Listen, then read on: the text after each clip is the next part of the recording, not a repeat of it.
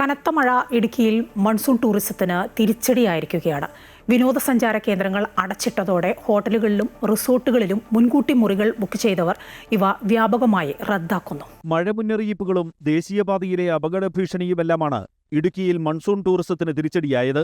Arab രാജ്യങ്ങളിൽ നിന്നുള്ളവരാണ് മഴക്കാല വിനോദസഞ്ചാരത്തിനായി കൂടുതലും മുറികൾ ബുക്ക് ചെയ്തിരുന്നത്. രാത്രിയാത്രാ നിരോധനം, കൊച്ചി ധനുഷ്കോടി ദേശീയപാത, മലയോര ഹൈവേ എന്നിവിടങ്ങളിലെ ഗതാഗത നിയന്ത്രണം തുടങ്ങിയവ മൺസൂൺ ടൂറിസത്തെ പ്രതികൂലമായി ബാധിച്ചു.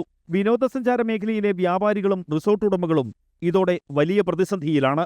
ഇവിടുത്തെ നല്ല വെള്ളച്ചാട്ടങ്ങളും എല്ലാം കാണാം. അതിൻ്റെ പ്രകൃതിയുടെ ഏറ്റവും മനോഹരമായ ദൃശ്യങ്ങൾ ഒപ്പിയെടുക്കാൻ പറ്റുന്നത് മഴക്കാലത്തായിരുന്നു.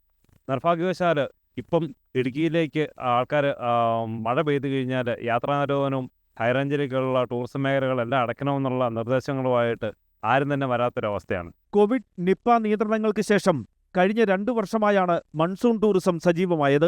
എന്നാൽ മഴക്കാല നിയന്ത്രണങ്ങൾ വീണ്ടും തിരിച്ചടിയായി. വിനോദസഞ്ചാര മേഖലയെ ആശ്രയിച്ചു കഴിയുന്ന ആയിരക്കണക്കിന് ആളുകളുടെ ഉപജീവനം പോലും ഇപ്പോൾ പ്രതിസന്ധിയിലാണ്. അമൃത ന്യൂസ്, ഇടുക്കി.